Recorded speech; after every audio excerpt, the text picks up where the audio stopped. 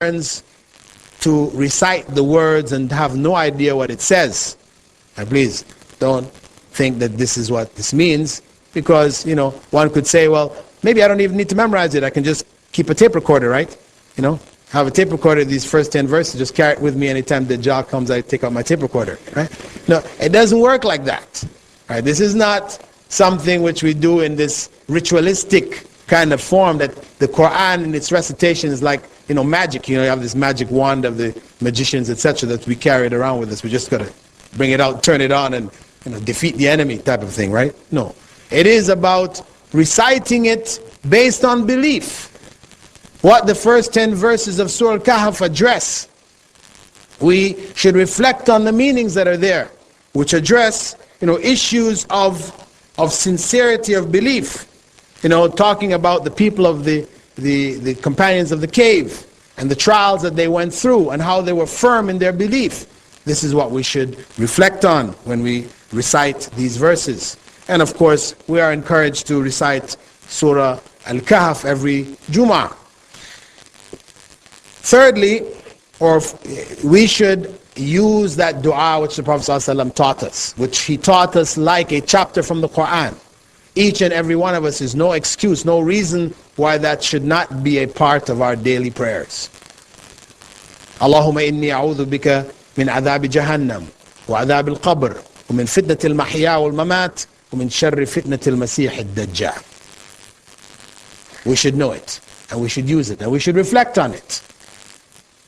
Seeking refuge in Allah from the trials of this world, of this living and dying, of the trials of the grave, which we will face, and from the major trial of the false Christ.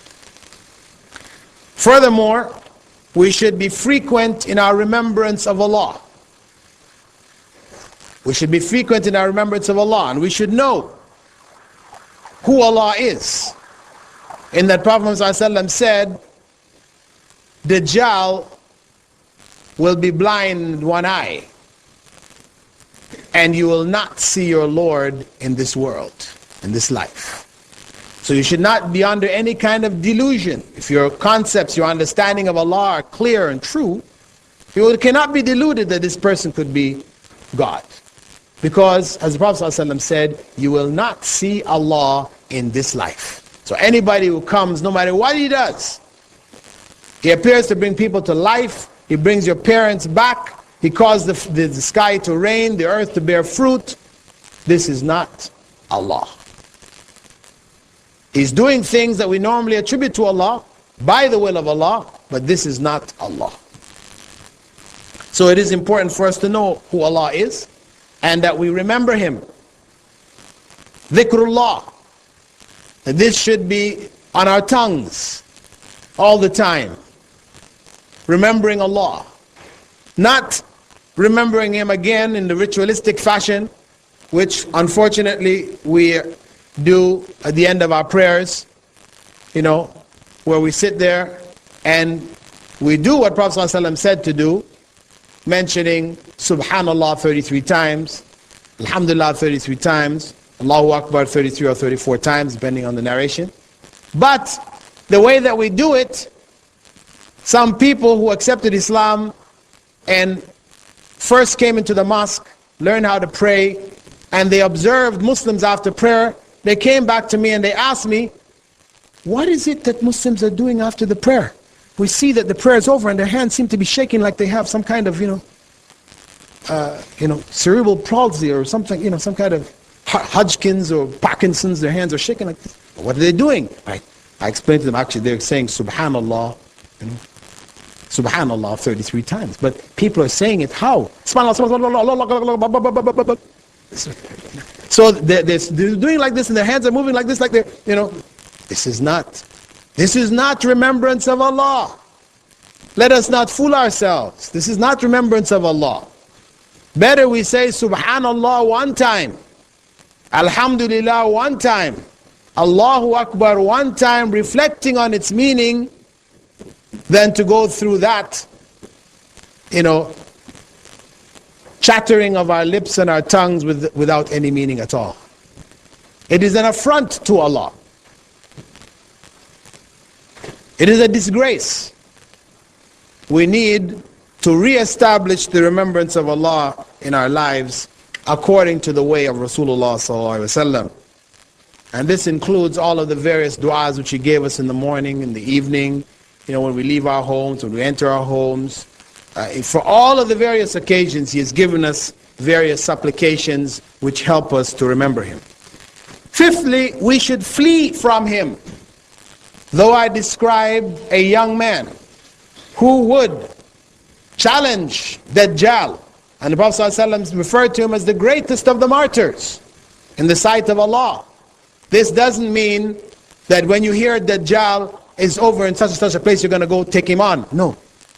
No. No. We should flee from him.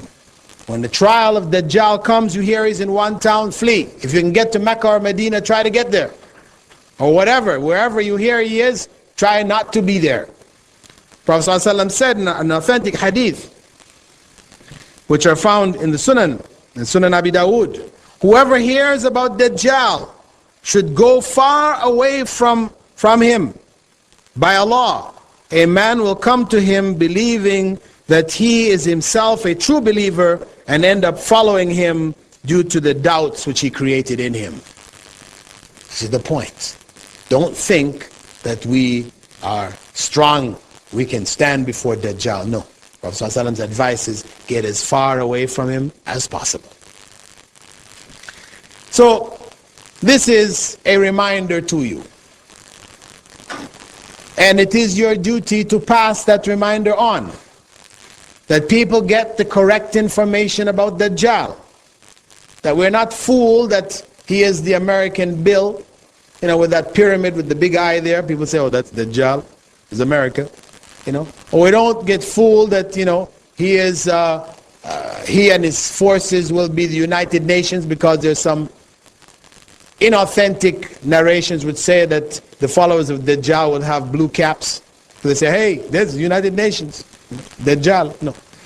We should know the truth about Dajjal, who he is, what he represents, and be prepared for him. In our preparation for dealing with Dajjal, we are preparing to deal with the trials of this life in general, because the preparation is not unique and special, that it has no relevance to the other trials that we face in this life. So, with that, my brothers and sisters, I'd just like to close this brief presentation on Dajjal. It is my duty to have conveyed this message to you, and it is your duty, for those of you who have heard and understood, to convey it to others, to your children, if and when you have children, to your parents, if they're ignorant, and to all those that you can. But as I said, you convey it in a sensible fashion, not with your own personal interpretations, turning Dajjal into what he is not. So we give you a chance at this point to ask any questions you'd like to ask. And of course, we'd like to keep the questions related to the topic, because I know there's a common practice in some of the universities here that, you can come and talk about anything, right? And as soon as you finish talking about it, somebody jumps up and asks you, well, how do we establish the Khilafah? Hey, we can have a talk about establishing the Khilafah, and that's a talk, and that's the place for that question, But otherwise, let's try to keep the questions, reasonable. It's not about, I'm going to try to push my ideas and my thoughts down everybody's throat. Everybody needs to hear about this. Well, inshallah, we have heard about it, and inshallah, we do support the struggle to re-establish the Khilafah. And this is just an example. I'm just saying there are other ideas out there that people get very excited about, and they feel that they must have everybody hear these ideas, and everybody must agree with them and must follow these ideas, etc., etc., etc.